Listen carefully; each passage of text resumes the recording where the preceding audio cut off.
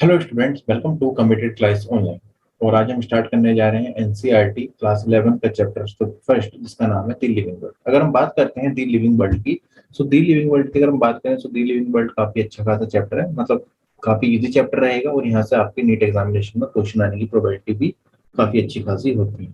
सो आप यहाँ अगर हम बात कर रहे हैं चैप्टर से, सो आप यहाँ से एक से दो क्वेश्चन की आप होप रख सकते हैं कि आपको एक से दो क्वेश्चन यहाँ से देखने मिल जाए।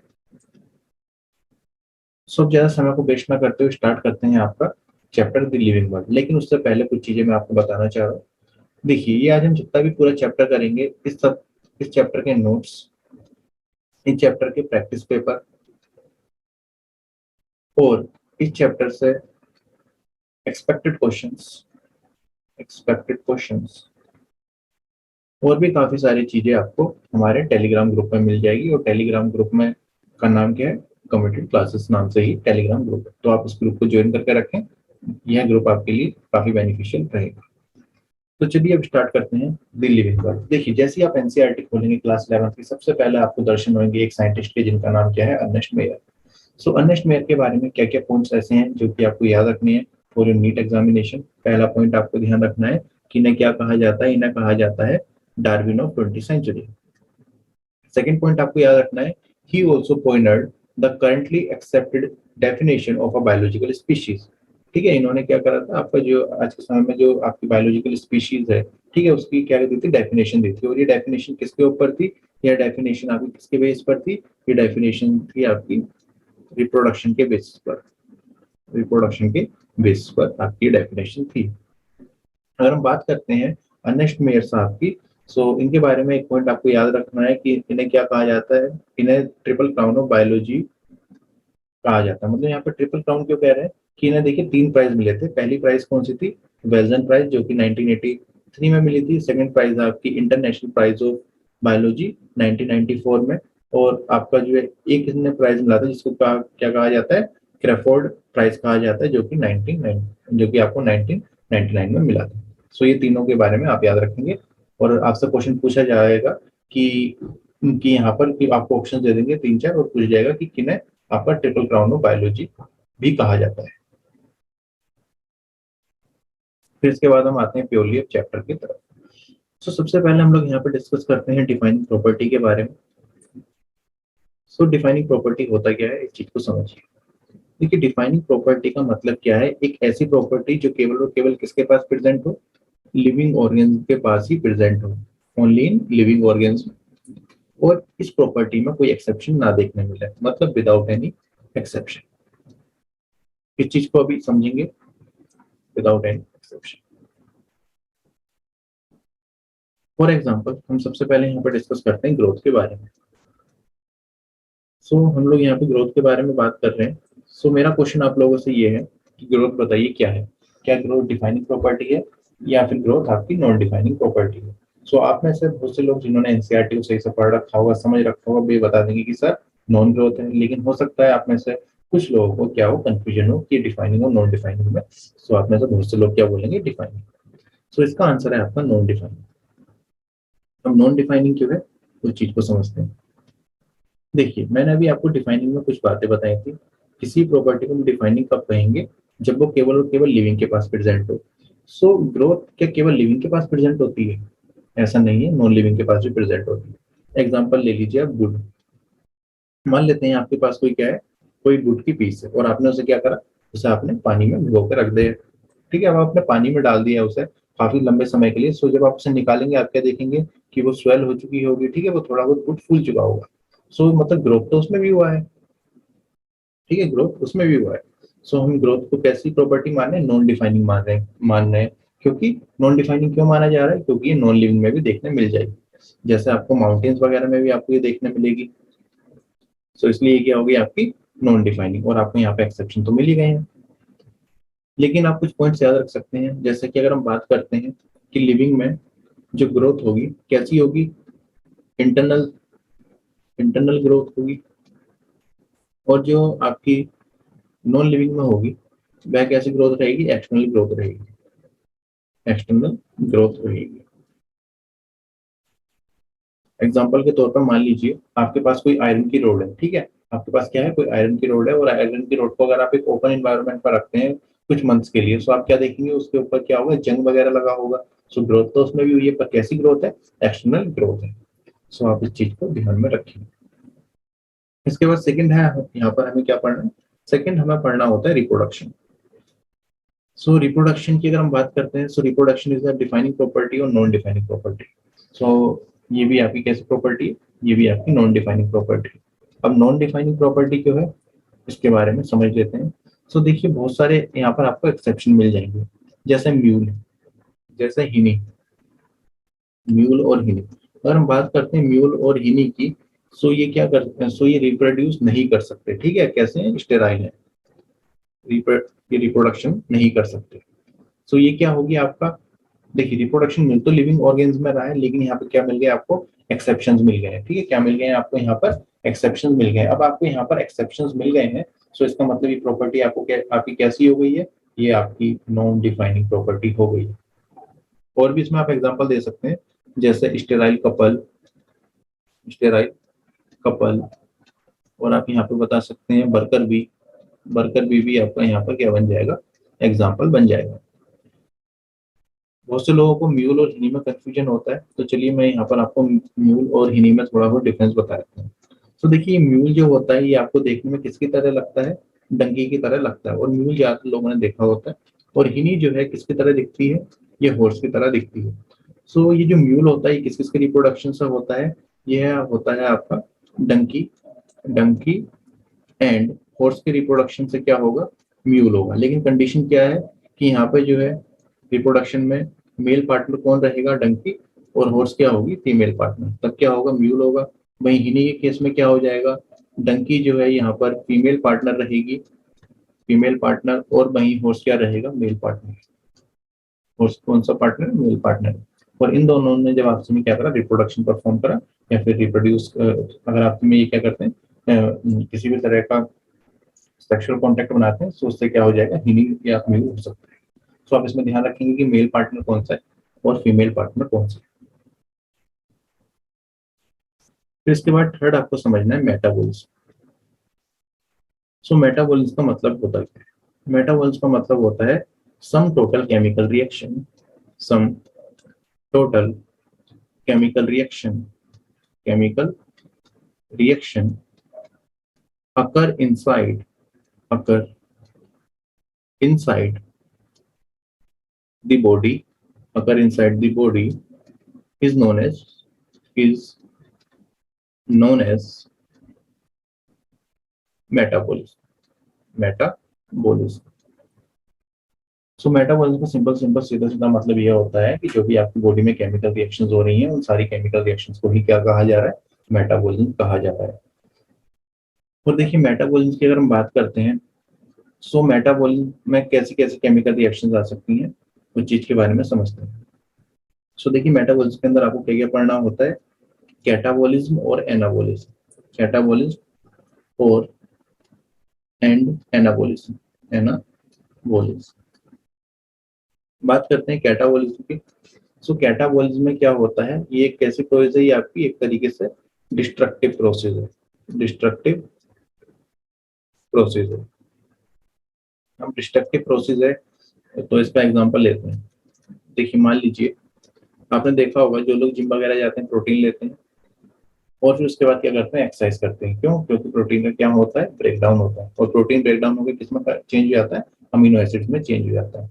सो यहाँ पर क्या हो रहा है, प्रोटीन का ब्रेकडाउन एक तरीके से कैसे प्रोसेस हो गई है, डिस्ट्रक्टिव प्रोसेस हो गई है, ठीक है। और आप शब्द अगर आप पढ़ेंगे तो कैटाबॉलिज्म, अगर मैं इसमें कैटा देखूं ना, कुछ कांटा जैसी प्रोनाउंसिएशन करता है, मतलब कुछ साउंड आ रही है कांटा जैसी, सो कांटा जैसी कुछ साउंड आ रही है इससे, तो आप इस तरीके से इसे रिलेट कर सकते हैं कि भाई ये क्या है, एक तरह की डिस्ट्रक्टिव प्रोसेस है, और इसमें मैंने आपको एग्जांपल बता दिया है। वही एनाबॉलिज्म क्या होता है, एक तरह की कंस्ट्रक्टिव प्रोसेस होती है, कंस्ट्रक्टिव प्रोसेस। सो कंस्ट्रक्टिव प्रोसेस का मतलब क्या है, ये सभी एक एग्जांपल के थ्रू समझते हैं। सो मान लीजिए वाटर है, CO2 है, फोटोसिंथेसिस की रिएक्शंस आप बचपन से ही पढ़ते आ रहे हैं, आपको पता ही होगा, in presence of sunlight and chlorophyll क्या बनेगा आपका, ग्लूकोज बनेगा, ऑक्सीजन बनेगा, वाटर वगैरह ही बनता है, और आपका ATP वगैरह भी यहाँ पे जनरेट हो जाते हैं। तो कुछ इस तरीके का आपका यहाँ पर रहता है। तो यहाँ पर आप देख रहे हैं H2O और CO2 का क्या करा गया है, यहाँ पर इन दोनों का यूज करा गया है और आपको क्या बनाया गया, ग्लूकोज बनाया गया। सो ये कैसे प्रोसेस हो गई, एक तरह की कंस्ट्रक्टिव प्रोसेस हो गई है। ठीक है। सो ये जो मेटाबॉलिक प्रोसेस है ये क्या है, आप कह सकते हैं that the metabolic process is the sum of catabolic and anabolic process. मतलब ओवरऑल आप ये समझिए कि ये दोनों क्या है, एक तरीके से मेटाबॉलिज्म के ही पार्ट है। सो अब बात कर लेते हैं मेटाबॉलिज्म के बारे में। इंपॉर्टेंट पॉइंट क्या है कि ये कैसे प्रॉपर्टी है, ये आपकी डिफाइनिंग प्रॉपर्टी है। Defining property. अब ये डिफाइनिंग प्रॉपर्टी है तो क्यों है, क्योंकि ये केवल और केवल किसके पास मिलेगी, केवल और केवल आपको ये लिविंग ऑर्गेन्स के पास ही आपको देखने मिलेगी। सो ये कैसे प्रॉपर्टी है, आपकी डिफाइनिंग प्रॉपर्टी। और आप इस चीज को ध्यान रखेंगे, यहाँ से क्वेश्चन आपका बनने की प्रोबेबिलिटी रहेगी। फिर इसके बाद फोर्थ आपको पढ़ना होता है कॉन्शियसनेस। कॉन्शियसनेस। सो कॉन्शियसनेस का सिंपल सा मीनिंग क्या होता है, देखिए सिंपल सा मीनिंग होता है इसका अवेयरनेस। अवेयरनेस। सो अगर हम बात करते हैं कॉन्शियसनेस की, सो देखिए अवेयर कौन होगा, लिविंग ऑर्गेनिज्म ही होगा। सो ये कैसे प्रॉपर्टी होगी आपकी, डिफाइनिंग प्रॉपर्टी। Defining property. और ये किसमें देखने मिलेगी, केवल और केवल आपको लिविंग ऑर्गेनिज्म में ही देखने मिलेगी। फिर इसके बाद हम यहीं पर डिस्कस कर लेते हैं self consciousness. So self consciousness भी आपकी कैसी प्रॉपर्टी है, सेल्फ कॉन्शियसनेस भी आपकी डिफाइनिंग प्रॉपर्टी है। Defining property. और सेल्फ कॉन्शियसनेस के बारे में हम लोग ध्यान रखेंगे कि क्या होता है सेल्फ कॉन्शियसनेस। सेल्फ कॉन्शियसनेस किसके पास देखने मिलेगी, केवल और केवल ह्यूमंस के पास आपको देखने मिलेगी। क्योंकि ह्यूमंस क्या होते हैं, सेल्फ कॉन्शियसनेस। फॉर एग्जांपल यहाँ पे एक जनरल एक कहानी लेकर समझते हैं। मान लीजिए आप किसी पार्टी वार्टी में जा रहे हैं, सो आप कैसे जाते हैं, अच्छे से तैयार होकर जाते हैं ना, एकदम बिल्कुल नए हुए कपड़े पहन कर।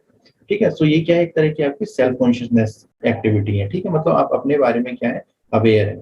फॉर एग्जाम्पल मान लीजिए अभी जाड़ों का समय चल रहा है, सर्दियों का समय चल रहा है, तो आप क्या करेंगे, अच्छे से जैकेट वगैरह पहन के बाहर निकलेंगे, अपने आप का बचाव करेंगे। क्या ये सारी चीजें हर लिविंग ऑर्गेनिज्म करता है, तो इसका जवाब है नहीं।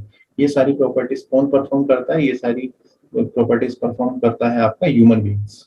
क्या आपने डॉग्स को देखा कि डॉग्स निकल रहे हैं, ऐसे नहीं निकलते। हाँ, अगर आप पहना देते हैं उन्हें तो वो बात दूसरी है, नहीं तो जनरली नहीं होता। सो ये सेल्फ कॉन्शियसनेस आपको किसमें देखने मिलेगी, ह्यूमन में देखने मिलेगी।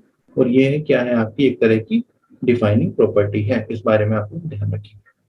सो आपको यहाँ पे केवल ये चीजों को समझना होता है। फिर इसके बाद देखते हैं, ओके अब देखिए यहाँ पर आपकी यहाँ पर आपको समझना है बायोडाइवर्सिटी के बारे में। सो पहले डेफिनेशन देखने से पहले हम लोग यहाँ पर थोड़ा सा क्या करते हैं, वर्ड्स को ब्रेक करते हैं। सो यहाँ पर ये जो शब्द आ रहा है बायो, बायो का मतलब क्या होता है, बायो का मतलब होता है लाइफ। और डाइवर्सिटी का क्या मतलब होता है, डाइवर्सिटी का मतलब होता है वैरायटी। वैरायटी। मैं यहाँ पे पेन चेंज कर लेता हूँ थोड़ा। सो ब्लू ले। सो बायो का मतलब क्या हो गया, बायो का मतलब हो गया आपका लाइफ, या फिर आप क्या कह सकते हैं, लिविंग। और डाइवर्सिटी का मतलब क्या होगा यहाँ पर, डाइवर्सिटी का मतलब होता है वैरायटी। तो हमने क्या करा, इस वर्ड को ब्रेक करके देख लिया। और आप अगर आप हिसाब से में रीड करेंगे, एक साथ रीड करेंगे, तो आप क्या पढ़ेंगे, इसे बायोडाइवर्सिटी। अब चलिए हम यहाँ पर डेफिनेशन देख लेते हैं एनसीईआरटी। सो डेफिनेशन क्या है आपकी, the number and type of organism present on earth. ठीक है। So the number and type of organism present on earth is known as biodiversity. और अभी आपने क्या देखा, यही वाली बात है, सिर्फ हमने क्या करा, यहाँ पे वर्ड्स को ब्रेक कर लिया, जिसके कारण हमें समझने में थोड़ी सी आसानी हो गई। सो जितने भी आपकी लिविंग डाइवर्सिटीज, या फिर आप कह सकते हैं लिविंग वैरायटी प्रेजेंट है अर्थ पे, वही क्या है, आपकी बायोडाइवर्सिटी। फिर इसके बाद आपको ये एक लाइन यहाँ पे दे रखी है, आपको यहाँ पर थोड़ा सा याद रखना पड़ेगा इसके बारे में, that the number of species that are known and described range between 1.7 to 1.8 million. मतलब यहाँ पे कितने नंबर्स की बात हो रही है, 17 to 18 लाख। सो ये नंबर आपको याद रखना पड़ेगा, एग्जामिनेशन में डायरेक्टली पूछ लिया जाता है। सो आप इस नंबर को क्या करेंगे, याद रखेंगे। फिर इसके बाद देखिए क्लासिफिकेशन की अगर हम बात करते हैं, तो क्लासिफिकेशन का सिंपल सा मीनिंग क्या होता है, क्लासिफिकेशन का सिंपल सा मीनिंग होता है ग्रुपिंग करना। क्या होता है, ग्रुपिंग करना, grouping of organism, grouping of organism on the basis of on the basis of observable character, on the basis of observable character। सो ये होता है आपका क्लासिफिकेशन। तो चलिए एनसीईआरटी को देखते हैं, एनसीईआरटी क्या कहती है आपकी। एनसीईआरटी कहती है classification is the process by which anything is grouped into convenient category based on some easily observable character. मतलब जो आपके इजीली ऑब्जर्वेबल कैरेक्टर्स के बेस पर हम लोग क्या कर रहे हैं, ग्रुपिंग कर रहे हैं, उसे ही क्या कहते हैं आपका, उसे ही कहते हैं आपका क्लासिफिकेशन। फिर इसके बाद है आपका टैक्सोनॉमी। सो देखिए अगर हम बात करते हैं, अभी तक हम क्लासिफिकेशन के बारे में समझ चुके हैं, भाई ग्रुपिंग वगैरह करने को हम लोग क्या कह रहे हैं, यहाँ पर क्लासिफिकेशन कह रहे हैं। अब देखिए क्लासिफिकेशन अपनी मन मर्जी से तो कर नहीं सकते, यहाँ पे कुछ रूल्स वगैरह होंगे। सो टैक्सोनॉमी क्या होती है, taxonomy is a branch of a science that deal with the principle that deal with the principle and procedure and procedure of classification and procedure of classification. So ये होता है आपका टैक्सोनॉमी। सो देखिए अब आपको क्या याद रखना है, टैक्सोनॉमी का मतलब तो आप समझ गए हैं क्या है, एक आप बता सकते हैं इसका ब्रांच ऑफ अ साइंस, ये आपका क्या है, branch of a science that deal with the principle and procedure of classification. ठीक है, प्रिंसिपल और प्रोसीजर ऑफ क्लासिफिकेशन के बारे में हम लोग यहाँ पे बात करते हैं। मतलब कुछ प्रिंसिपल्स बना रखे हैं, कुछ प्रोसीजर बना रखे हैं, उसके बेस पे हम लोग क्या करेंगे, आपका क्लासिफिकेशन करेंगे। सो अगर हम बात करते हैं यहाँ पर कि यहाँ पर कंपोनेंट क्या क्या होते हैं, कंपोनेंट।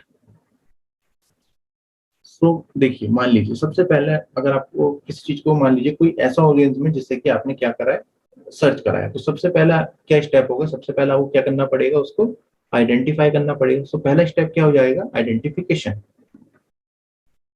सेकंड, फिर उसके बाद आप क्या करेंगे, उसके कैरेक्टर्स को देखेंगे। सो सेकंड स्टेप क्या हो जाएगा, कैरेक्टराइजेशन।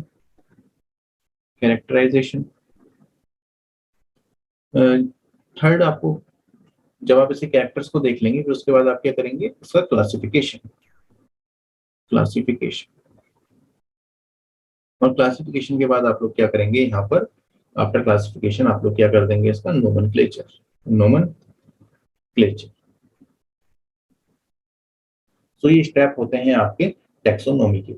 सो टैक्सोनॉमी के ये सारे स्टेप्स आपको याद होने चाहिए और ये आपको यहाँ पर इस सीरीज से ही याद करने पड़ेंगे। हो सकता है आपसे इस सीरीज में ही पूछ ले, ठीक है, तो आपको ये पूरी सीरीज में याद रखनी पड़ेगी। ठीक है, स्पेशली आपको कंफ्यूजन कहाँ होगा, कंफ्यूजन होगा आपको कैरेक्टराइजेशन और क्लासिफिकेशन में।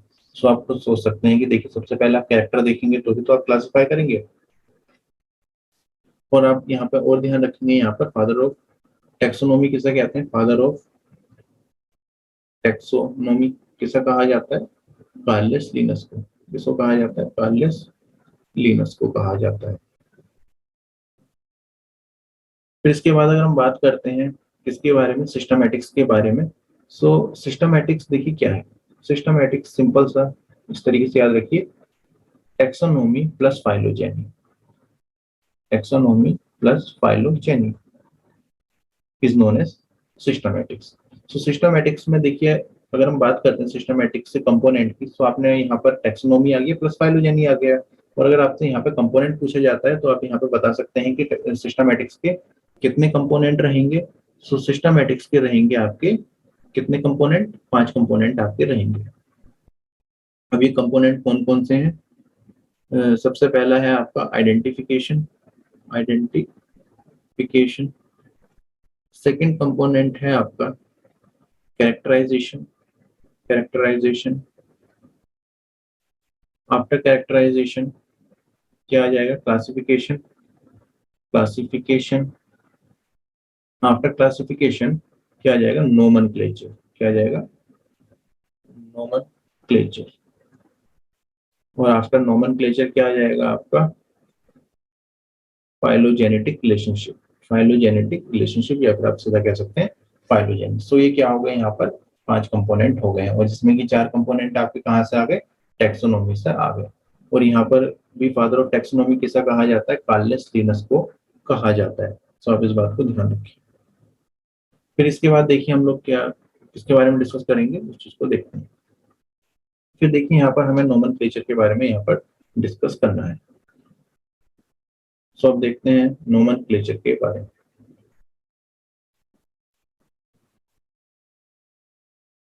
सो नोमेनक्लेचर जब स्टार्ट करने से पहले आप लोग थोड़ा सा यहाँ पे ध्यान रखेंगे टैक्सोनॉमी और सिस्टमैटिक्स के बारे में। और यहाँ पे ओके, यहाँ पे थोड़ा सा स्पेलिंग को करेक्ट कर लीजिएगा। यहाँ पर जो है आपका ओ नहीं रहेगा, ठीक है। स्पेलिंग क्या रहेगी करेक्ट करके लिख देते हैं, Carlos Linus.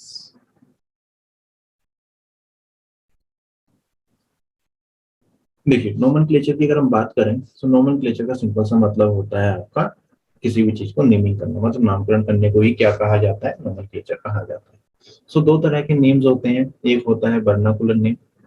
Vernacular name, vernacular name का मतलब क्या होता है, वर्नाकुलर नेम का मतलब होता है लोकल नेम, लोकल नेम। और वहीं एक होता है आपका साइंटिफिक नेम, या फिर आप कह सकते हैं बायोलॉजिकल नेम, बायोलॉजिकल नेम। और ये नेम कैसे होते हैं आपके, यूनिवर्सल होते हैं, मतलब ये हर जगह सेम है, ये वेरी नहीं करते लाइक लोकल नेम्स। देखिए यहाँ पे अगर हम बात करते हैं नोमेनक्लेचर से, तो यहाँ पे नीट 2016 फेज सेकंड में एक क्वेश्चन बना था। अब क्वेश्चन क्या था उस क्वेश्चन को देखते हैं। सो एग्जामिनर ने क्या करा था कि आपको ये सारे पॉइंट्स आपको दे दिए थे एनसीईआरटी से एज इट इज जो आपके सामने लिखे हैं। और एग्जामिनर ने क्या करा था, जैसे मान लीजिए आपका पहला पॉइंट है, ठीक है, ये आपका पहला पॉइंट है। सो एग्जामिनर ने क्या करा, ये वाला पॉइंट आपका थोड़ा सा नीचे पहुंचा दिया, मतलब फॉर एग्जांपल इसकी पोजीशन चेंज करके कहाँ पहुंचा दिया, थर्ड पॉइंट पर पहुंचा दिया, और आपसे कहा गया कि भाई इसको आप क्या करें, प्रॉपरली एक ऑर्डर में अरेंज करें। सो इस तरह का क्वेश्चन आपका फ्रेम कर दिया गया था नीट 2016। तो इसलिए आपको ये सारे पॉइंट्स एकदम ऑर्डर में याद होना भी जरूरी है। तो चलिए पहले हम इन सारे पॉइंट्स को पढ़ते हैं, फिर उसके बाद हम देखेंगे एक ट्रिक जिसके थ्रू हम लोग क्या कर लेंगे, ये सारे पॉइंट्स को हम लोग ऑर्डर में याद कर लेंगे। तो पहला पॉइंट आपका क्या कह रहा है, तो इस चीज को देखिए, biological name are generally written in Latin and written in italics. They are Latinized or derived from the Latin irrespective of their origin. Second point कह रहा है, the first word in biological name represent genus while the second component denoted the specific epithet. Third point आपसे कहा जा रहा है, both the word in biological name when handwritten are separately underlined or printed in italics to indicate their Latin origin.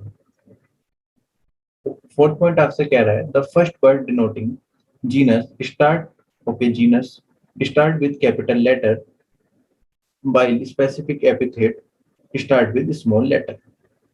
It can be illustrated with the example of Mangifera indica. So देखिए यहाँ पर आपका third और fourth, आप यहाँ पर point number 2 और point number 4 को आप यहाँ से रिलेट कर सकते हैं इस वाले एग्जांपल के थ्रू। सो जैसा आपका पॉइंट नंबर 2 कह रहा है, इसको हम एक बार रीड करते हैं, the first word in a biological name represent the genus. तो हमारे सामने ये क्या है, एक बायोलॉजिकल नेम है। सो ये पहला वर्ड जो है ये किस चीज को रिप्रेजेंट कर रहा है, जीनस को रिप्रेजेंट कर रहा है। while the second component denote the specific epithet। इसका मतलब ये जो सेकंड वाला पॉइंट है, ये सेकंड वाला पॉइंट नहीं, ये जो सेकंड वर्ड है ये किस चीज को रिप्रेजेंट कर रहा है, ये सेकंड रिप्रेजेंट कर रहा है आपका स्पेसिफिक एपिथेट को, स्पेसिफिक एपिथेट को रिप्रेजेंट कर रहा है। अब चलिए यहाँ पर हम लोग समझते हैं फोर्थ पॉइंट। फोर्थ पॉइंट आपसे क्या कह रहा है, ये जो आपका जीनस का पहला वर्ड है कैसे लिखा गया है, ये आप देख सकते हैं कि कैसे लिखा है, कैपिटल में लिखा है। वही स्पेसिफिक एपिथेट का पहला वर्ड कैसे लिखा गया है, स्मॉल में लिखा गया है। सो आपको यहाँ पर सेकंड और फोर्थ पॉइंट अब क्लियर होगा। अब देखिए, अब इन सारे पॉइंट्स को याद करने के लिए हम एक ट्रिक बना लेते हैं। सारे तो नहीं कहूंगा, मैं कहूंगा यहाँ पर ये स्टार्टिंग के 3 पॉइंट जो है इन्हें आप ट्रिक के थ्रू याद कर सकते हैं। तो चलिए हम यहाँ पर जो है क्या करेंगे, ट्रिक को देखते हैं। ओके, सो ट्रिक आपको क्या ध्यान रखनी है, LG U is Indian, U is Indian. So अगर आप ये एक लाइन याद रख लेंगे तो आपको क्या होगा, तीनों पॉइंट्स याद हो जाएंगे। अब देखिए मैं इस लाइन को क्या मैं इस तरीके से लिख सकता हूँ, LG U इज इंडियन। अगर मैं इस तरीके से लिखता हूँ तो मेरे पास कुछ वर्ड्स आ चुके हैं, ठीक है। अब मैं क्या करूंगा, देखिए एल से यहाँ पर किस चीज को इंडिकेट करा जा रहा है, लैटिन को इंडिकेट करा जा रहा है, और आई से किस चीज को करा जा रहा है, इटैलिक्स को इंडिकेट करा जा रहा है। जी से यहाँ पर जीनस को इंडिकेट करा जा रहा है, ऐसे यहाँ पे किसको, स्पेसिफिक एपिथेट को इंडिकेट करा जा रहा है, स्पेसिफिक एपिथेट को क्या करा जा रहा है, इंडिकेट करा जा रहा है। यू से यहाँ पर किसको इंडिकेट करा जा रहा है, अंडरलाइन को इंडिकेट करा जा रहा है, और आई से किस चीज को इंडिकेट करा जा रहा है, अगेन आई से हमने क्या देखा था, इटैलिक्स, तो यहाँ पर भी किसे इंडिकेट करा जा रहा है, इटैलिक्स को ही इंडिकेट करा जा रहा है। अब देखिए हमारे पास ये कुछ इस तरीके से लाइन आ चुकी है। सो हम सबसे पहले क्या करेंगे, ये वाली लाइन को देखते हैं। सो इसमें क्या आ रहा है आपका, लैटिन और इटैलिक्स। तो चलिए हम अपने पहले पॉइंट पर चलते हैं। पहला पॉइंट आपसे क्या कह रहा है, पहला पॉइंट आपसे कह रहा है biological name are generally written in Latin and written in italics. तो आप पहले पॉइंट को इस तरीके से आइडेंटिफाई करेंगे। सेकंड पॉइंट है, ओके, सेकंड पॉइंट आप कैसे आइडेंटिफाई करेंगे, by the help of G and S. G की चीज को इंडिकेट कर रहा है, जीनस को, और एस की चीज को इंडिकेट कर रहा है, स्पेसिफिक एपिथेट को। सो आप देखिए पहले ये क्या कह रहा है, second point, the first word in a biological name represent genus while second component denoting the specific epithet। Third point आपको यहाँ पे याद रखना है कि यहाँ पर है यू और आई। सो हम जानते हैं यू से क्या हो जाएगा, अंडरलाइन, और आई से क्या हो जाएगा, इटैलिक्स हो जाएगा। सो चलिए थर्ड पॉइंट देखते हैं। Both the words are okay in a biological name when hand written are separately underline and printed in italics to indicate their origin. और फोर्थ पॉइंट मैं आपको प्रॉपर्ली अभी पहले ही एक्सप्लेन कर चुका हूँ। ठीक है, फिर से एक बार बता देता हूँ कि मान लीजिए यहाँ पर कोई साइंटिफिक नेम है, तो यहाँ पर क्या होंगे, दो कंपोनेंट होंगे। ये पहला कंपोनेंट जीनस को इंडिकेट करेगा, और ये सेकंड कंपोनेंट आपका स्पेसिफिक एपिथेट को इंडिकेट करेगा। और इसमें जो है ये कौन सा वाला पॉइंट है, ये जो अभी मैंने आपको बताया, ये सेकंड पॉइंट है। ठीक है, तो इससे कंफ्यूज मत होइएगा। आपको क्या ध्यान रखना है, ये जो जीनस में पहला वर्ड होगा कैपिटल होगा, और वहीं स्पेसिफिक एपिथेट में जो पहला वर्ड होगा कैसा होगा, स्मॉल होगा। सो आप ये पॉइंट्स को ध्यान रखिए। और यहाँ पर देखिए ये पूरा एनसीईआरटी का पेज मैंने आपके साथ शेयर करा है, और यहाँ पे बता रखा है ये कब आपसे क्वेश्चन पूछा गया है, और यहाँ पर ये पूरा ट्रिक वगैरह है। तो आप चाहें तो इसका स्क्रीनशॉट लेकर रख सकते हैं, वरना मैं आपको ये टेलीग्राम ग्रुप में भी शेयर कर दूंगा। सो आप वहां से भी इसको डाउनलोड कर सकते हैं, आपकी चॉइस है कहाँ से करेंगे।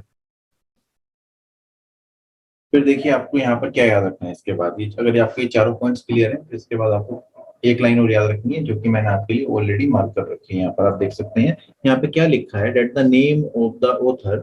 name of the author appear first specific epithet at the end of the biological name and is written in abbreviation form like Mangifera indica lin। सो जैसे यहाँ पर आपको ये नेम दे दिया है, ठीक है। सो इसमें अगर आप देखेंगे, सो मैंगो का नेम दे रखा है आपको क्या, मैंगीफेरा इंडिका, मैंगीफेरा इंडिका, और इसके आगे आप देखेंगे सो LINN लिखा है। सो यहाँ पे ये जो LINN है, ये किस चीज को इंडिकेट कर रहा है, ये आपका इंडिकेट कर रहा है किसको, ऑथर को जिसने इस क्या करा है, जिसने इसका नोमेनक्लेचर करा है। सो देखिए मैंगीफेरा इंडिका है, ठीक है। इसमें ये जो इंडिका शब्द है, ये कहाँ से है, ये शब्द आया आपका इंडिया से। सो आप जानते हैं कि इंडिया पे ब्रिटिश लोगों ने भी क्या करा है, रूल करा है। सो जब ब्रिटिश लोगों ने रूल करा था, तो एक काफी बड़ा ऑफिसर हुआ करता था इंडिया में ही, और उसके फ्रेंड कौन थे, कार्लस लिनस। सो वो इंडिया से एक्चुअली कुछ ना कुछ भेजता रहा था, तो उन्होंने मैंगो भी किसने भेजा था, उस ऑफिसर ने मैंगो भेजा था कार्लस लिनस को। और कार्लस लिनस ने क्या करा था, उसको डिस्क्राइब करा था और नेमिंग करी थी। और नेमिंग करके, और क्या नेमिंग करी, मैंगीफेरा इंडिका। सो ये इंडिका शब्द है, ये इंडिया को ही रिप्रेजेंट करता है, मतलब इंडिया के लिए ही इंडिकेशन देता है। और ये लिन जो है यहाँ पे किसके लिए बात करी जा रही है, यहाँ पर बात करी जा रही है कार्लस लिनस के लिए। सो आप यहाँ पे ध्यान रखेंगे, और ये किस चीज को रिप्रेजेंट करता है, ये आपका रिप्रेजेंट करता है, ये किसके बारे में, ऑथर के बारे में। ओके, अब देखिए हमने क्या क्या देख लिया अभी तक। हम ये समझ चुके हैं टैक्सोनॉमी के बारे में, हम समझ चुके हैं सिस्टमैटिक्स के बारे में, हम समझ चुके हैं नोमेनक्लेचर के बारे में। और हमने क्या देखा, हमने देखा कि भाई टैक्सोनॉमी में क्या देखा था, कुछ प्रिंसिपल थे, कुछ प्रोसीजर्स थे, ये सब हमने टैक्सोनॉमी में देखा था। अब देखिए, अब मान लीजिए कि कुछ ऑर्गेनाइजेशंस बनाई है, या फिर आप कह सकते हैं कुछ ऐसी बॉडीज हैं जो क्या करेंगी, नेम करेंगी, ठीक है। अब देखिए मान लेते हैं कोई प्लांट्स वगैरह हैं, ठीक है। सो प्लांट्स को नेमिंग वगैरह करने के लिए क्या है आपकी एक बॉडी बना रखी है, अगर आप कह सकते हैं कि क्या है, एक ऑर्गेनाइजेशन है, ठीक है, जो क्या करेगी, प्लांट्स की नेमिंग वगैरह करेगी, और उन्हें क्या करेगी, डिस्क्राइब करेगी। सो आप इसमें ध्यान रखेंगे, पहला ICBN। ICBN का मतलब क्या होता है, international code for botanical nomenclature. अगर हम इसकी एकदम करेक्ट अगर हम करेक्ट फुल फॉर्म की बात करते हैं, तो करेक्ट फुल फॉर्म यहाँ पे क्या बन जाएगी, international code for botanical code for botanical nomenclature. ये क्या बनेगी यहाँ पर, ये करेक्ट वाली है। सो मैंने यहाँ पे फोल, यहाँ पे क्या लिखा है मैंने, सॉरी नोट, करेक्ट वाली में क्या रहेगा, ऑफ रहेगा। बट एनसीईआरटी वाली में क्या दे रखा है, एनसीईआरटी ने क्या दे रखा है आपको, 4 दे रखा है, और करेक्ट वाले में क्या रहेगा आपका, ऑफ रहेगा। देखिए ये क्वेश्चन आपका प्रीवियस ईयर में आ चुका है, और प्रीवियस ईयर में भी आपको कौन सा ऑप्शन दे रखा था, आपको international code of botanical nomenclature दे रखा था, और वहां पे कोई ऐसा ऑप्शन नहीं बना था international code for botanical nomenclature. So correct वाला क्या है, ऑफ वाला है, बट अकॉर्डिंग टू एनसीईआरटी यहाँ पर एनसीईआरटी ने 4 दे रखा है। सो आप क्या करेंगे ऐसे क्वेश्चन में, मान लीजिए बाई चांस ऐसा क्वेश्चन आ जाता है आपका, और आपको ऑफ भी दिख रहा है और 4 भी दिख रहा है, तो उस केस में आपको किसके साथ जाना चाहिए, उस केस में आपको एनसीईआरटी के साथ जाना चाहिए, क्योंकि एनसीईआरटी ने क्या लिख रखा है, 4 लिख रहा है, बट करेक्ट क्या है आपका, ऑफ है। और एग्जामिनर जब आपका पेपर सेट करेंगे, प्रोबेबिलिटी मैक्सिमम यही है कि वे आपको करेक्ट वाला देंगे, ये 4 वाला आपको ऑप्शन देखना वहां नहीं मिलेगा। So international code of botanical nomenclature, so ये ऑर्गेनाइजेशन क्या करेगी, आपके प्लांट्स वगैरह का क्या करेगी, नोमेनक्लेचर करेगी। ठीक उसी प्रकार एनिमल्स वगैरह का नोमेनक्लेचर करने के लिए कौन है आपको, international code of zoological nomenclature, ICZN।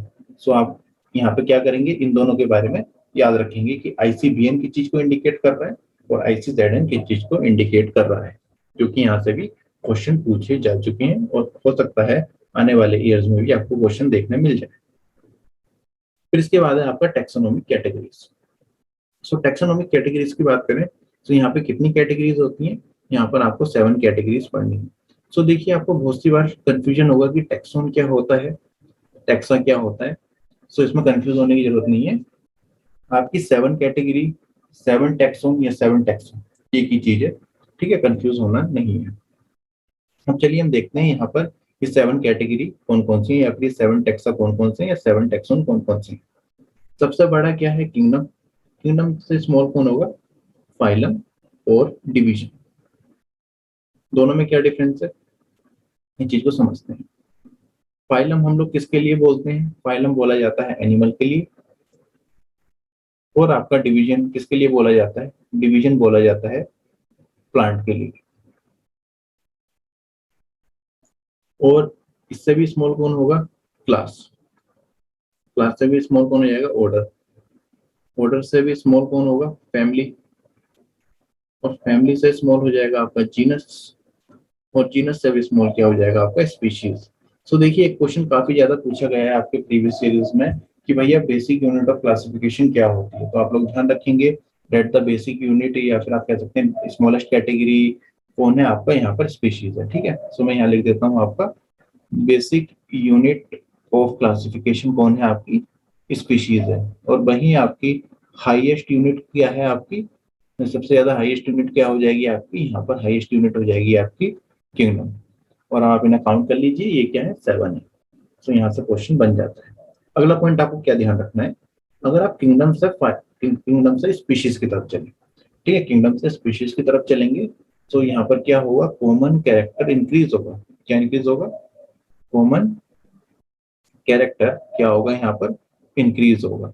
वहीं अगर हम बात करते हैं, अगर हम चलते हैं स्पीशीज से किधर की तरफ, किंगडम की तरफ को, तो यहाँ पर क्या होगा, जर्नल कैरेक्टर क्या होगा, यहाँ पर इंक्रीज होगा। जनरल कैरेक्टर क्या हो जाएगा, यहाँ पर इंक्रीज होगा। तो आप इस चीज को ध्यान रखेंगे, यहाँ से भी क्वेश्चन पूछ लिया जाता है, ठीक है। और देखिए इसको याद करने की एक ट्रिक भी है। सो आप ट्रिक भी याद कर सकते हैं, जैसे मैं किस तरीके से करता हूँ, मैं आपको बताता हूँ मैंने किस तरीके से करी थी। जैसे KPC of genius student, genius student, के से क्या हो जाएगा, किंगडम। पी से हो जाएगा फाइलम, सी से हो जाएगा क्लास, ओ से हो जाएगा ऑर्डर, एफ से हो जाएगा फैमिली, जीनस से क्या आएगा, जीनियस से क्या आ जाएगा, जीनस, और आपका स्टूडेंट से क्या आ जाएगा, स्पीशीज। तो आप इस तरीके से कर सकते हैं, नहीं तो इसकी और भी ट्रिक है, जैसे keep port clean otherwise family got sick. So keep से क्या हो जाएगा, किंगडम, पोर्ट से क्या हो जाएगा, फाइलम, आपका कीप पोर्ट क्लीन, क्लीन से हो जाएगा आपका क्लास, और अदरवाइज से क्या हो जाएगा आपका ऑर्डर, फैमिली से क्या हो जाएगा फैमिली, गोट से क्या हो जाएगा जीनस, और आपका स्पीशीज से यहाँ पर सिक्स से क्या हो जाएगा, स्पीशीज। तो आप इस तरीके से भी याद कर सकते हैं, लेकिन चॉइस क्या रहेगी आपकी, रहेगी आप कैसा करना चाह रहे हैं। सो अगर आपसे क्वेश्चन पूछ लेता है मान लीजिए examiner that the group of genus is known as family, and a group of family क्या हो बनती है आपकी order, and group of order class। तो यहाँ पर इस तरीके से आपसे क्वेश्चन पूछे जाते हैं। और अगेन मैं आपसे कहूंगा कि यहाँ पर कंफ्यूज नहीं होना, कैटेगरी, टैक्सोनो, टैक्सोनो सब एक ही है। फिर इसके बाद देखिए आपको क्या याद करना है यहाँ पर, ओके। फिर इसके बाद देखिए यहाँ पर हम इस आज के लेक्चर को यहीं पर एंड करते हैं। आपके लिए हमने एक प्रैक्टिस शीट यहाँ पर डाल दी है। सो आप कल क्या करेंगे, सबसे पहले आप ये प्रैक्टिस शीट को जब आप इस लेक्चर को पढ़ लेंगे, जब आप इसके नोट्स बना लेंगे, फिर उसके बाद आपको क्या करना है, प्रैक्टिस शीट को सोल्व करके देखना है। और आपको यहाँ पर 4-5 क्वेश्चन रहेंगे प्रैक्टिस शीट में, ये आपके लिए बहुत है। और हम कल इसके बारे में डिटेल डिस्कशन करेंगे, प्रैक्टिस शीट को देखेंगे, फिर उसके बाद आपका लेक्चर कंटिन्यू करेंगे। आई होप आज का ये लेक्चर आपके लिए काफी हेल्पफुल रहा हो। इसी के साथ चलिए, thank you and all the best.